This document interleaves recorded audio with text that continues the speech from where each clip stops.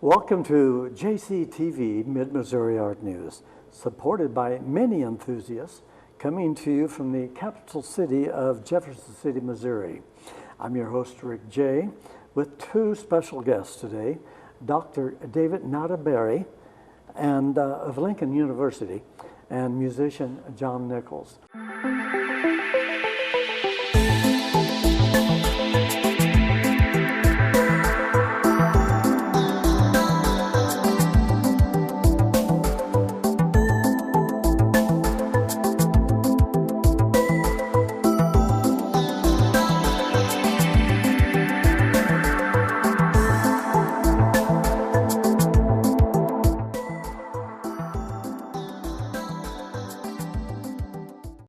Please join me as I turn and welcome, if you will, with me, Dr.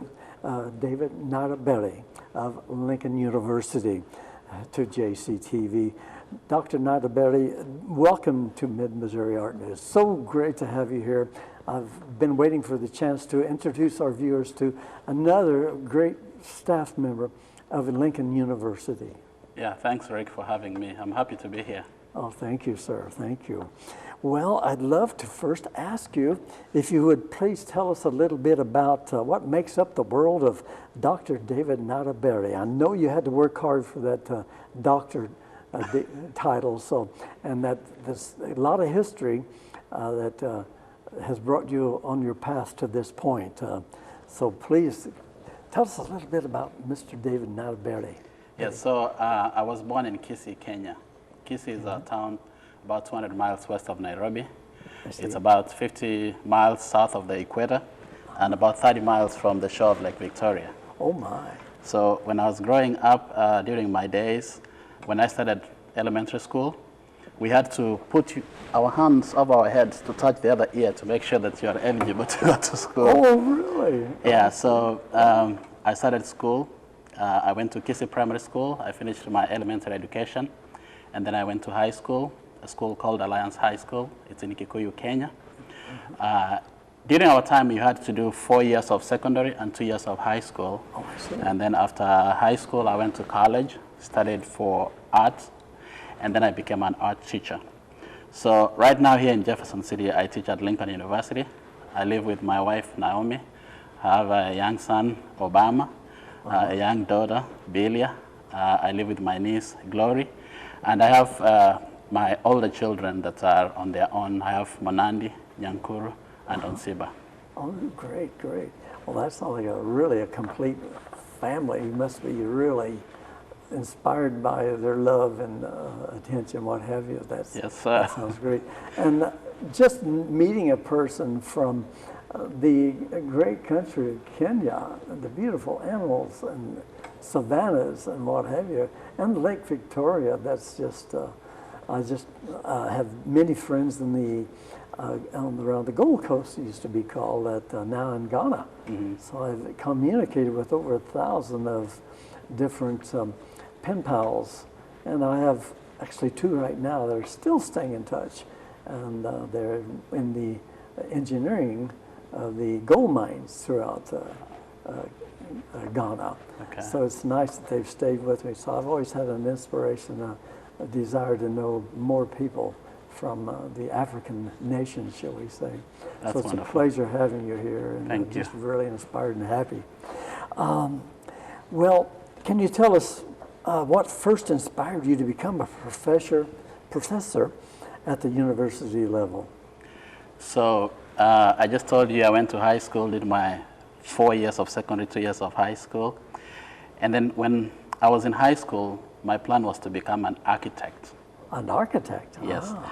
But during that time, when I did my high school exams, my grades did not qualify me to join the School of Architecture at the University of Nairobi at the time. I see. Instead, I qualified to go into the School of Education at Kenyatta University. I see. So I went through the education program, my area of specialty, art. And then after graduating from college, I became an art teacher, high school art teacher. I see. And so by this time, I'd made up my mind I want to go into teaching. So I went to high school, taught for a few years, And then I said, maybe I can move from high school to a college. I see. So at the time we still have elementary school teachers colleges in Kenya, which needed teachers in the special subjects such as art, music, and craft. Yes. So an opening came up, so I moved from high school to college. So while I was teaching at college, I said, well, I can still go on and get more education, probably move into the university. Oh, yes. So, but the problem was that back in Kenya, there was no program that I could go for further studies. So I decided to look for a school outside Kenya. I see. And I came across Purdue University in West Lafayette that had an art education program. So I applied to Purdue. They accepted me. I got into the art education program. While I was at Purdue, in fact, when I joined it, my professor was very worried that I'd just come from Africa. Yeah. And he was wondering whether I would be able to speak English well and do all the assignments. So he was very concerned, and he told me, you know, if you need help, let me know.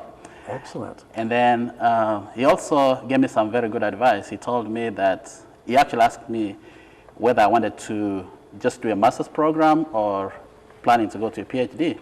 And I told him I wanted to do a PhD. So he advised me to take a coursework program so that I didn't have to spend a lot of time in my master's, which was a very good thing because I finished my master's in 3 semesters. Yes. And then I went to the University of Illinois for my doctorate, which I did there for 4 years. And where did you go for your doctorate? At Purdue? Purdue was master's. I got my master's in art education from Purdue. Education. And then I joined the University of Illinois at Urbana-Champaign for my PhD in art education. Yes. So after I finished the PhD program from the University of Illinois, I went to teach in Tennessee. That's where I first started teaching. There was there is a college there. It's a historical black school called Lane College in Jackson, Tennessee. I taught there for 3 years before joining Lincoln. So in 2011 is when I came to Lincoln. 2011, so you've been with them 8 years. 8 years. Yes. Well, I was telling Dr.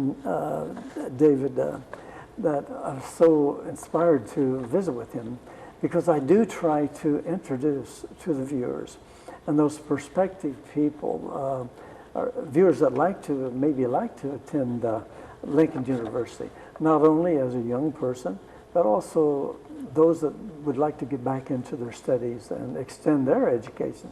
So this is another member of Lincoln University that I want you to take special note of and listen closely to his inspiring, you should say, life along his path of not only as a professor, but also as an artist. Now, you surely along the way you picked up the brush or something as far as art, correct? Yeah. So even though my specialty is in art education. Yes. But I also do ceramics. Oh, Yeah, I do painting and I teach art history. So I do all the art history. Now that's yes. Yeah. Oh, I can imagine you're really covering everything you can with the history of art. The end to include our Mr. Essex Gardner, probably the Buffalo Soldier. You must have to add that in with your. We are getting ready to put that into the history books. Yes. Oh, great. Well, now can you describe your duties then, or mission? Your mission here at the university. What is your mission statement? So my title here at Lincoln University is Associate Professor of Art. Okay. Now, art. So my specific area is art education. I've already mentioned that. Yes. So what I do is I coordinate the Department of Education and the art department to make sure that the students get the right courses so that they can be certified as art teachers by the state of Missouri. Oh, I see. Yes. So very important. Yes. So that requires understanding the requirements by the state, and then also the requirements by the university, and working between two departments. Yes. To make sure that all that is brought together. And that's your concept, which everyone, I guess, may be wanting to become an artist or philosopher or what have you of art, that is important to bring those two together. Yes, that's true. So you become a teacher and an artist. Yes, oh, great. Well, now, can you then please share with us those items of interest or points you'd like to make known here at Mid-Missouri Art News? What would you like to leave with the viewers to really concentrate on? I would like to talk about two things. The first one is the open enrollment policy at Lincoln University, and the other one is talk more about art education. Okay. So when I think about the open enrollment policy here, sometimes I think about my background from Kenya. Yes. Where you have to have the grades to get into college. You know, if you don't have those grades, there's no college. Like I told you that I didn't qualify to go to the School of Architecture, but I qualified to go to the other school. Yes. So there are those that did not qualify to go anywhere. Right. But at Lincoln University, everyone gets a chance to be in college. So you are given the chance, which you would not get anywhere else in most other schools. Yes. So you're given the chance to come here and show or try to see if you can make it through college. So in our department, we have, of course, students that are not prepared or not college ready. Yes. And my colleagues, Essex Garner Yes. and James Crow, we are always having this discussion, talking about our students and trying to understand what they're going through and how we can really help them. And for me personally, I feel the satisfaction and pleasure that I'm helping somebody go through college who otherwise would not be able to go through college if they were elsewhere. Right. So it's a great pleasure for me to be here and help those students. And then the second thing that I want to talk about is the art education program. Yes. So here at Lincoln University, we have the art education program where a student comes in and graduates as an art teacher. But the program has two or more advantages. First, if you finish the program, we all know how teachers are in demand. So if you finish the program, there's a likelihood that you're going to get a job. In fact, all the students that have gone through my program since I came here, they all have jobs as teachers. Or if you don't go into teaching, or if you decide teaching is not your thing, you have the other opportunity of going to graduate school and taking an MFA, because we offer complete studio program here. Oh, I see. Yeah, so I would encourage anybody that's listening out there that Lincoln University is the place to be. The art program is a great program. It's an open enrollment university. So if you apply to come here, you have a chance of succeeding in life.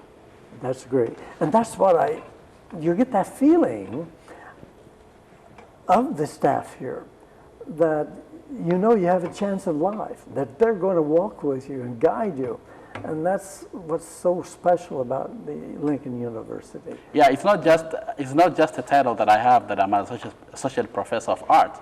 I do more. Those students are like my children. Yes. You know, I want to see them succeed. So excellent. I have to work with them, try to help them all, by all means, to see that they succeed. And you can tell Dr. David is speaking from the heart. I can feel it, and I'm sure you can feel it too.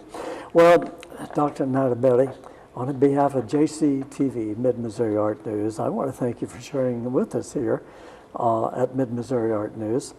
Do you have any closing words you'd like to share with us? No, I just say thank you for giving me the opportunity to speak here and share my thoughts and feelings.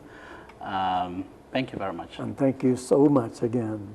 After the break, we meet musician, songwriter John Nichols, who will share his life as a songwriter, musician. So stay with us. We'll be right back after these messages.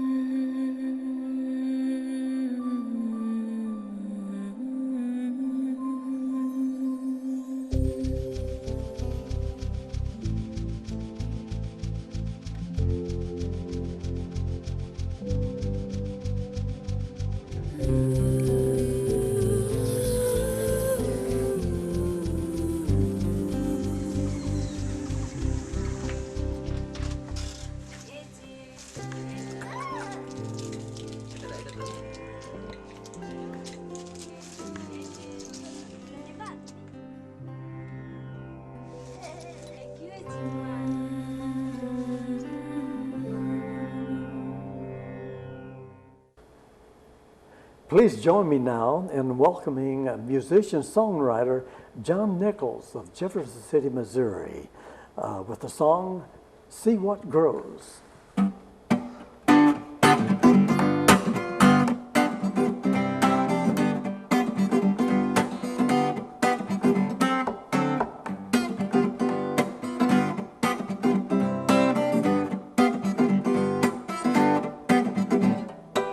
We all start out working with the best laid plans, but then we find our castles are all made of sand, and everything we build starts to crumble down. And we're picking the pieces back up off the ground. Well, you might feel discouraged, maybe your feelings hurt when the fruits of your labors turn to dust and dirt. But if your hopes and dreams start to decompose, just plant a little garden and see what grows.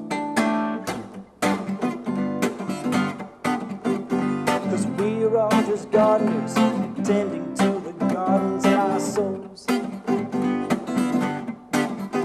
It's the failures in our lives that leave the spaces where our garden beds grow.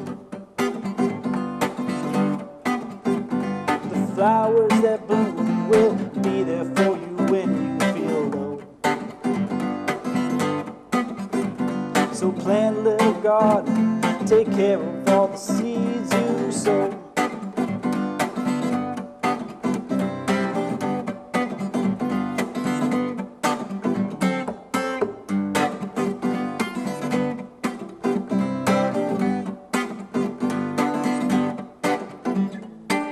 Every day ends when the sun goes down.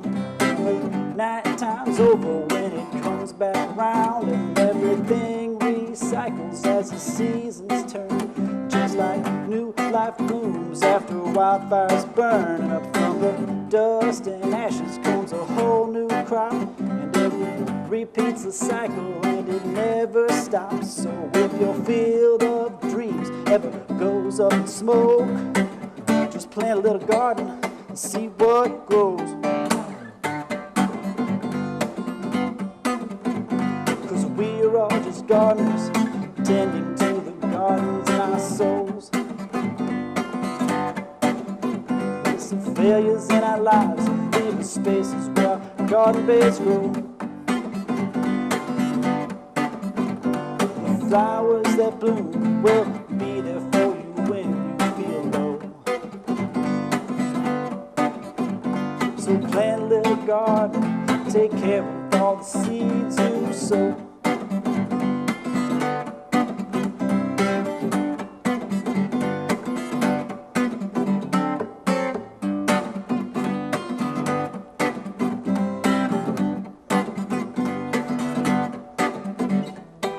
Go outside thinking that the skies are fair, and the weather changes and you're unprepared. Well, if you're caught outside, don't you mind the rain. There ain't no use worrying about what you can't change. And if that creek starts rising, find some higher ground. You know it won't be long before it comes back down. And when that flood recedes and all your mud's exposed, just plant a little garden, see what grows. 'Cause we're all just gardeners, tending to the gardens in our souls. The failures in our lives leave the spaces where our garden beds grow. The flowers that bloom will be there for you when you feel low. So plant a little garden, take care of all the seeds you sow. That was John Nichols with See What Grows. Just plant a little garden and see what grows. Very well done there, John. What a way to open up a show. I'm Rick Jey, your host, continuing with Mid-Missouri Art News here at JCTV. Let's turn now and invite Mr. John Nichols, songwriter, musician, to Mid-Missouri Art News. Well, John, what a way to start a show. It got me moving, I tell you, if I may call you by your first name. Yes. Can you tell us a little bit about what makes up the world of John Nichols? It's come a long way with the music, it sounds like. Yeah, well, I grew up in the St. Louis area in a town called Webster Groves, and I moved to Columbia to go to school up there for forestry at Mizzou. I see. And after I finished grad school, I got a job down here at the Department of Natural Resources. Oh, I see. And so I commuted for a couple years, and then I moved down here. And it's a really great community, so I enjoy Yes. being here. Well, welcome to Jefferson City, and my gosh, the Department of Natural Resources, and probably work out of the Run Center, maybe. No, I work over on Elm Street, kind of over on the east side of town. Oh, I see. Well, great to have you here. I've been looking forward to this for months. We've been communicating and making sure you're here and strumming that guitar. Very well done, by the way. Thank you. Well, see, can you tell us what inspired you first to become a musician, songwriter, and what inspires you to continue on? Was this kind of a family thing, or? No, I mean, in my immediate family, I'm really the only one that got into music. But I've always been into music. You know, I remember as kids, we were making up songs and singing along and stuff like that. So it's just something I've always kind of been a bug. So who was your favorite artist as a kid, a young man? Oh, well, I grew up in the '90s, so I liked Beastie Boys and all that kind of like Nirvana, grunge music. I heard a little bit of hillbilly rock there. Yeah, I listened to Johnny Cash too. It was one of my dad's favorites, Johnny and so I Cash. kind of got that old country influence there. Oh, I see. I knew there had to be some influence there along the way. Johnny Cash, one of the highwaymen, one of my best friends, now passed away. Waylon Jennings, as I've told people before, miss him. Well, that's great. You're sounding good on the guitar. Voice-wise is excellent. Well, what type of songs do you perform and enjoy writing? Basically, it sounds like common stories of life. Yeah, I mean, I like kind of blues style and folk kind of music. You know, a lot of my songs have that kind of narrative storytelling I see. kind of quality to them. But yeah, I mean, I like writing songs that make people laugh too, or make people think about things differently.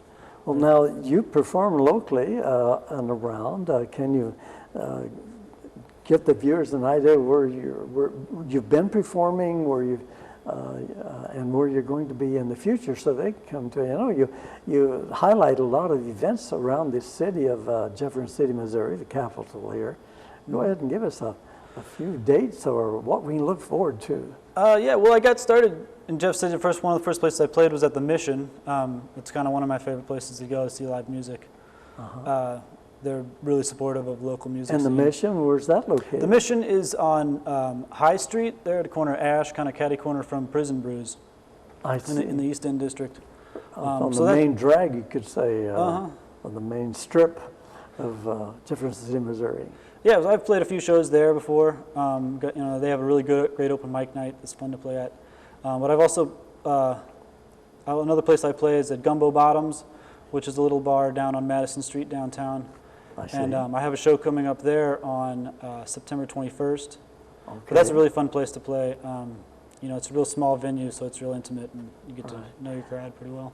Well, what impressed me a lot, John, if I may, was that you do get behind a lot of events there, fundraising for different projects to help the needy, the poor.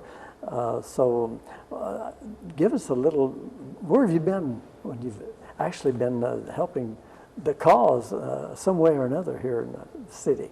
Oh, well, one of the most recent ones I did was the benefit, the Jam for Jeff City is a benefit concert for the tornado relief. Yes, the big tornado. Yeah, I kind of lived downtown and know the area that was affected by the tornado, so that was kind of, I did a lot of volunteer, helping people clean up and cut down trees and stuff like that. So that was kind of a personal thing for me.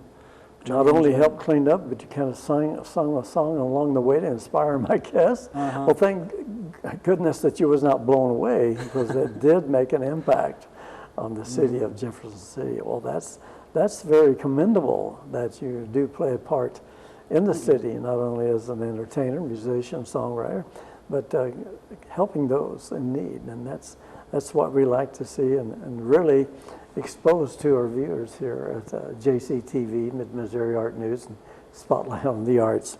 Well, in your own words, can you describe the steps that one might follow if would like to perform as a singer, entertainer? it's a real struggle even to reach the level that you are at now, as I know, than as being a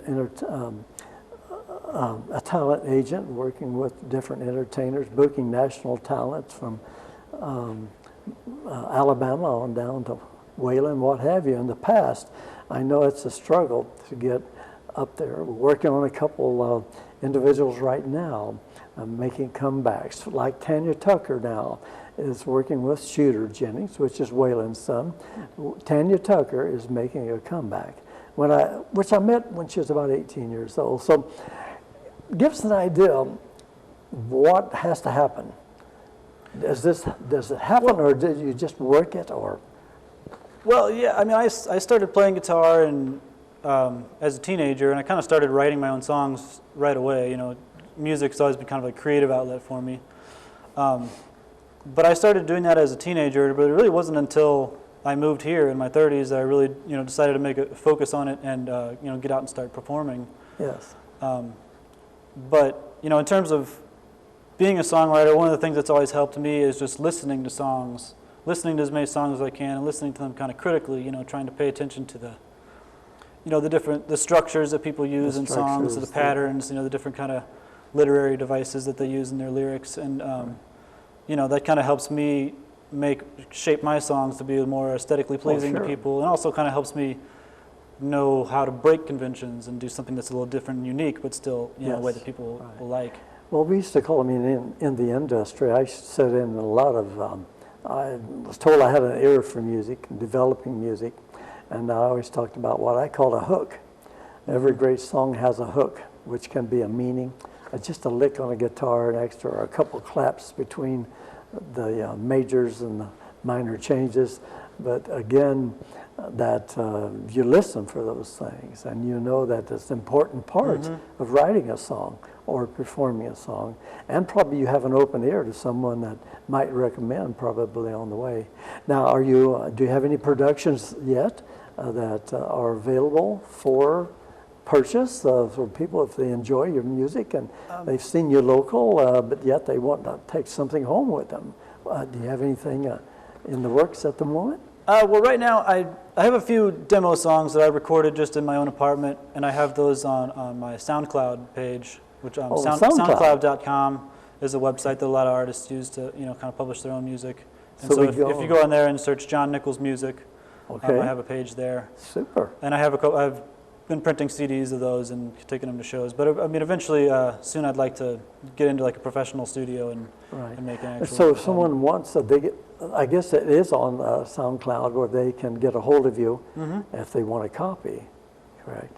Would you like to give out any information at this time where people could get a hold of you directly, or do you have someone that handles that? Well, I also have an Instagram account. It's also John Nichols Music is my name there, and I publish announcements of all my concerts and things like that. And I enjoy following you, John, on Instagram. Thank you for the likes and whatever. Thank you. So I try to follow. Well, okay, you're at a point now. We've talked about laying the foundation where you're at now. Do you have any future goals as an entertainer, musician, songwriter? Just to keep playing.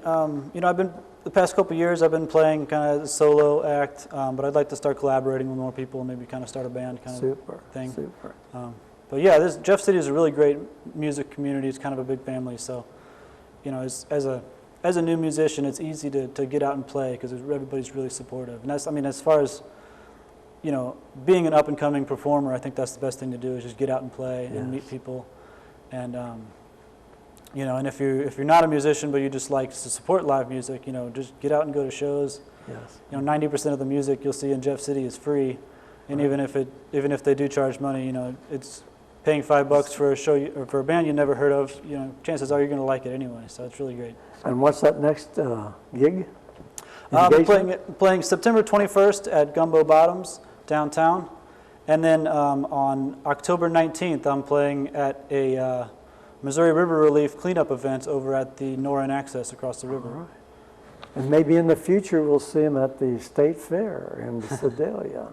Well, thank you so much, Mr. Nichols. John, thank you, Rick. On behalf of the JCTV Mid-Missouri Art News, I want to thank you for sharing with us here on JCTV Mid-Missouri Art News. Would you like to say anything further as a closing words? Just that if you love live music, get out there and support your local musicians. Thank you, sir. Thank you for having me your here. local musicians. That sounds almost like a politician. He's got that down pat, hasn't he? Good job, John. Thank you so much for entertaining us and spending some time at the round table with me. Well, thank you, JTV producer Gloria Enlow and crew, to name Art Gerhard, who's at the controls today. And thank you, our viewers, for watching. Thank you so much. Look for more Mid-Missouri Art News right here, JCTV. And don't forget, YouTube. I'm Rick Jey saying thank you so much. See you next time.